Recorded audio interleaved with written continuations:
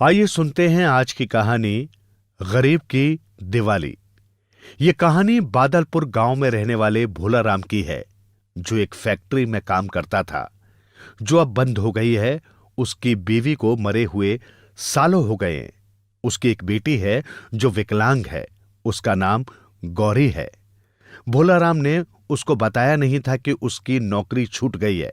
वो रोज की तरह सुबह को घर से निकलता था और शाम को घर में आता था। वो बहुत गरीब था। नौकरी जाने की वजह से उसका गुजारा करना मुश्किल हो रहा था।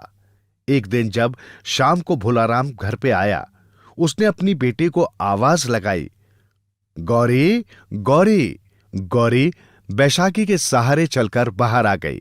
भोलाराम गौरी से बोला, सॉरी बेटा, मैं आज भी तुम्हारे लिए जलेबी लाना भूल गया। गौरी कहती है, कोई बात नहीं बाबा, कल ले आना। भोलाराम कहता है, नहीं बेटा, कल नहीं, 3-4 दिन बाद जब दिवाली का बोनस मिलेगा तब मैं तेरे लिए एक अच्छी सी फ्रॉक और बहुत सारी जलेबी लेकर आऊंगा। गौरी जानती थी न तो उसके लिए फ्रॉक आएगा न ही जलेबी।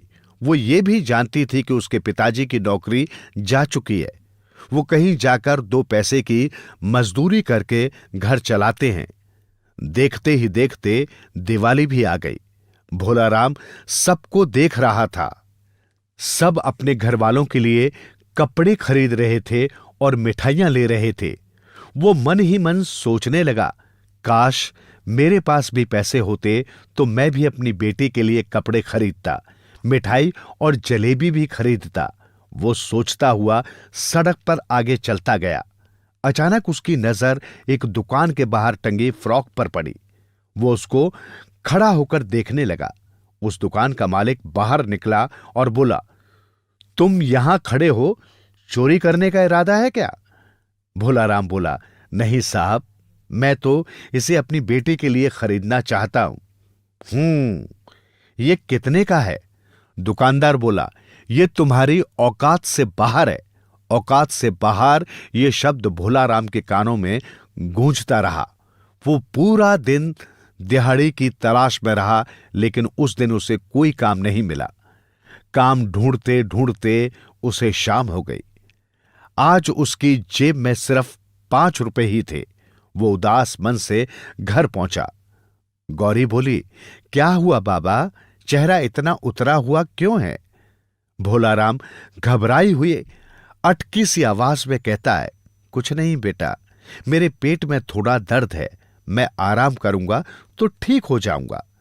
गौरी जानती थी उनके पेट में कोई दर्द नहीं है। जब भी उन्हें दिहाड़ी पर काम नहीं मिलता, वे भूखे सो जाते हैं ताकि घर का राशन ज्यादा दिन तक चल सके। हालांकि भोलाराम खुद भूखा रह जाता है, लेकिन गौरी को कभी भूखा नहीं रखा। अगले दिन दिवाली थी। भोलाराम सुबह सुबह घर से निकल गया। उसके जाने के बाद गौरी पास वाले लक्ष्मी मंदिर में गई।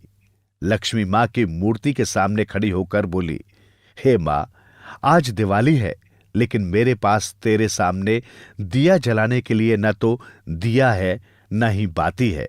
मां, मैं तेरे से लाखों रुपए नहीं मांग रही, बस मुझे और मेरे बाबा को 2 समय की रोटी दे दे।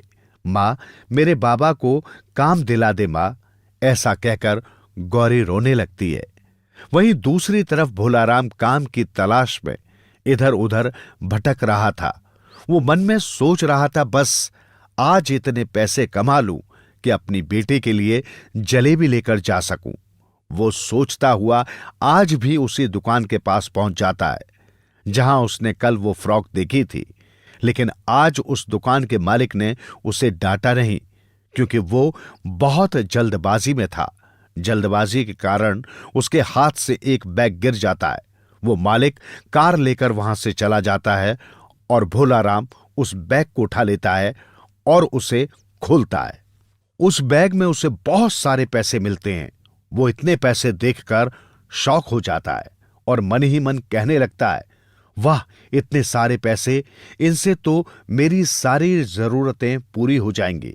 फिर भोलाराम सोचता है, नहीं, ये गलत है। क्या पता वो उसके जरूरी काम के पैसे हों। वो उन पैसों को वापस करने के लिए उस दुकान के मालिक को ढूंढता है। वो उसे एक हॉस्पिटल के बाहर बैठकर रोते हुए दिखाई देता है। उसके साथ एक औरत भी होती है जो बहुत रोती रहती है। भोलाराम उनके पास जाकर कहता है, आप इन पैसों के लिए रो रहे हैं ना? लीजिए अपने पैसे, मैंने इन्हें चुराया नहीं है, ये तो आपके हाथों से गिर गए थे जल्दबाजी में। वो दुकान मालिक बताता है कि उसके बेटे का बहुत भयानक एक्सीडेंट हो गया है। वो जिंदगी और मौत से लड़ रहा है। उसे ब्लड की जरूरत है और हम दोनों में से किसी का ब्लड मैच नहीं करता।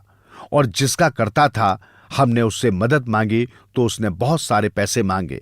ये पैसे उसे देने के लिए ही थे, लेकिन ये खो गए तो उसने ब्लड नहीं दिया और वो यहां से चला गया।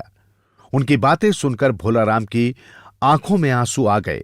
वो दुकान के मालिक से बोला, साहब, मैं दूंगा आपके बेटे को ब्लड, आप मेरा ब्लड चेक करवा कर देख लो। जब भोलाराम का चेकअप करवाया जाता है तो उसका ब्लड ग्रुप मैच हो जाता है।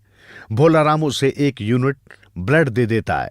साहब के बेटे की तबीयत में सुधार होने लगता है।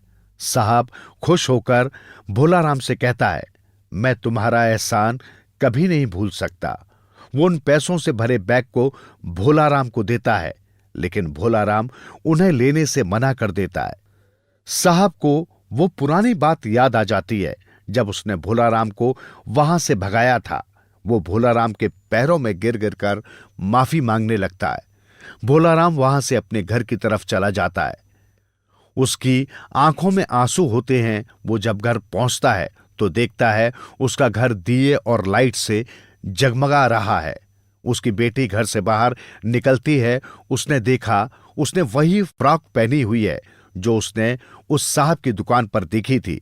फिर अंदर से वो साहब और उसकी पत्नी निकले। उन्होंने भोलाराम से पूछा, तुम हमारी दुकान पर काम करोगे? भोलाराम ने हां कर दी। फिर भोलाराम और गौरी ने खुशी खुशी दिवाली मनाई।